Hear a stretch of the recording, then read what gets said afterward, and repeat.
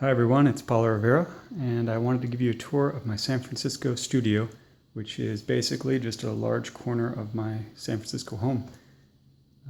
It is two big Craftsman tool chests and then a little one on top, plus a bunch of stuff from the Container Store. You can see holds a whole lot of books, goes all the way up to the ceiling. It's part of their Elfa system, that's ELFA, and it's worked out really, really well. I don't know how else I would have put all this stuff in one corner. Apologies just ahead of time. I am on a tripod, but I'm going to be moving it from time to time just to get a better shot and zoom in on what I'll be talking about. I'm going to start off with the digital stuff. Here we have the R2000 printer from Epson. It prints up to 13 by 19, and this is what I use to print out stuff that I sell at conventions and online. Down below that, we have the Epson GT20000. I don't know why they gave it such a large number, but I guess it works. Scans 11 by 17, black and white color. This is what I scan my paintings on. It works just fine.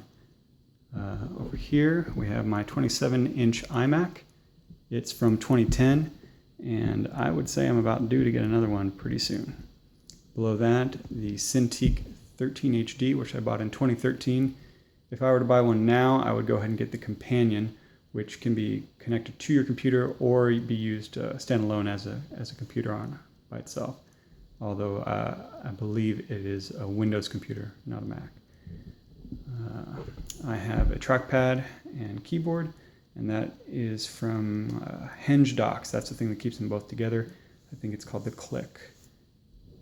All right, and that's basically all my digital tools. Everything I use is right there, mostly in Photoshop, and I'm just starting to learn Manga Studio, but I don't think I'll ever completely give up Photoshop.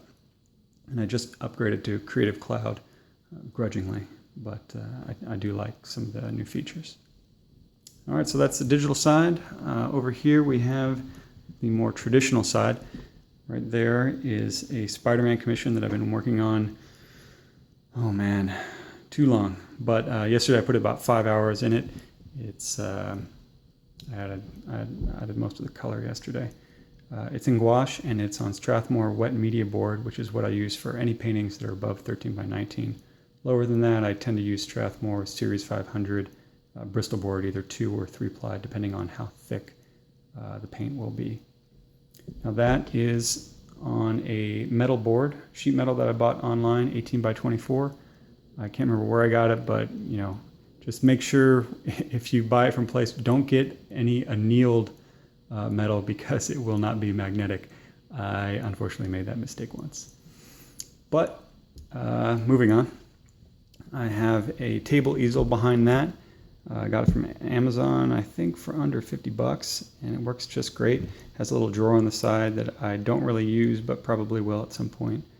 I just have a lot of miscellaneous things back there. You can see my water for brushes, the Silver Surfer, and a bodybuilding trophy. Over here we have my palettes. Now this drawer actually, rather shelf, will pull out give me a little bit more working area. When I'm actually painting, I usually move the Stay Wet palette, that's this thing. I put that over on the keyboard tray, especially for bigger things because it's just easier for my, I'm right-handed, and to go from palette to painting is a lot easier on the right side. This is my watercolor palette. I got it last year, but I just only recently started using it, and I much prefer it to what I was using before, which was this little plastic dinky thing. I knew better, but I just wanted the plastic because it was a small size. But really with watercolor and gouache, it's best to mix on metal that has an enamel coating, or ceramics works just as well. It really does make a difference with just the way that watercolor and gouache behave. So up here I have watercolor, and down below I have gouache. But mainly when I'm using gouache, it is on the Stay Wet palette because it's got a sponge underneath that keeps everything nice and wet, and it will last for days, even weeks sometimes. And also you can use a palette knife and really go to town with the mixing and not be afraid that you're going to lose the color that you mixed perfectly early on. Up top, just some extra water and a spritzer to help keep that paint alive. I use distilled water when I am putting it in the palette or the sprayer or the cups. I don't put it in the brush washer because that just gets all dirty anyway. But it's just nice having that right there. It's like, I can't remember how many gallons it is, but 2.5.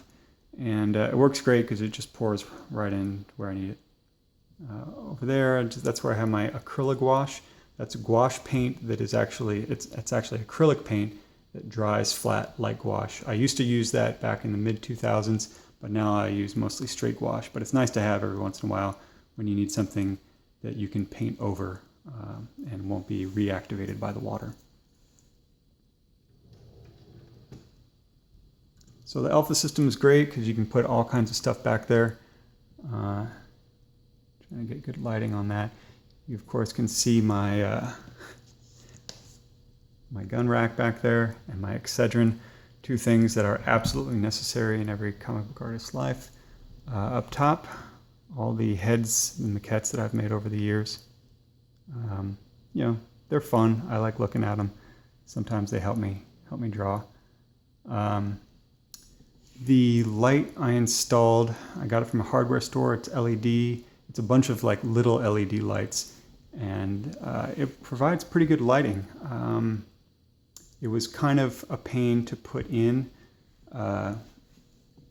because with the Alpha shelving, it's a hollow core with a honeycomb structure inside, and because I have so much weight on it, I just didn't want to compromise its integrity and drill into it. So I ended up just hanging it using wire and then connecting it into, there's this one little hole that's right in the metal brace part. So that works pretty well. It provides ample light, you know, when I work late into the night. And everything from Alpha is metal, with the exception of the wooden shelves. But everything in the back, you know, the pegboard, it's all steel, so magnets connect to everything. Sometimes I'll put reference back there. It works out really well. You know, and everything I have back there, it's just stuff I need occasionally. This is a mirror that I have magnets on in case I need to use that. I also use it as just kind of something to rest my hand on when I'm drawing so I don't smear everywhere.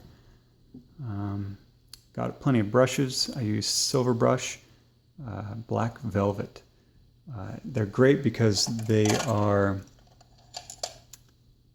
natural hair and synthetic.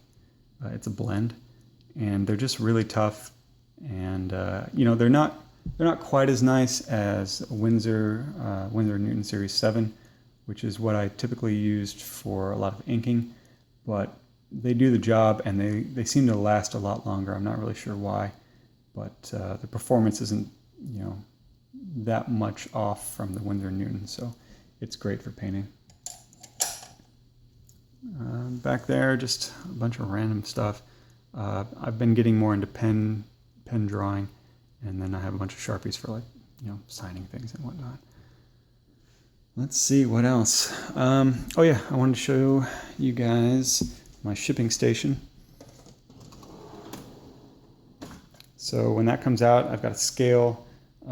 This is also the printing station as well, and Altoids if I need them.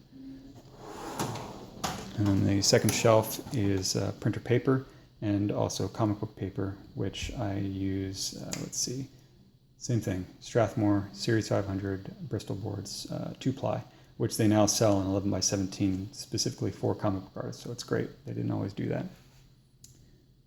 Extra printer ink, and then I've started shipping things in tubes just because it's a lot easier. Mylar bags for prints, some old posters I have in there, and then below that, just a whole bunch more tubes. That flat file is for original art, and then the folders above it are more original art. Extra comics. I just got a bunch of Valiants from Valiant. And then over here, this is where I keep my craft paper. It's just got its own shelf that also connects into the shelf, the alpha shelving. Some paper towels, more printing ink, and then below that is tissue paper for making sure that the prints are wrapped nicely. And then, last but not least, this is all the paint that I use. It's mostly Holbein.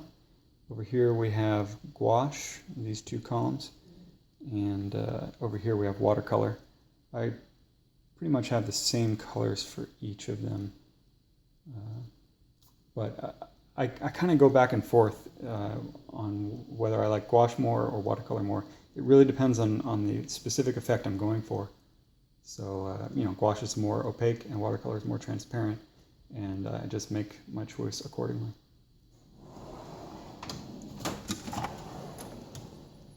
This is where I keep extra paper, extra palettes, and extra pens and lead. And everything below that is just a mess. So when I have something that I need to put away to make everything look nice, but I don't know exactly where to put it, I just put it in those big drawers down below, and I completely forget about it for the next few years. All right, I hope you guys enjoyed that. Thanks for watching.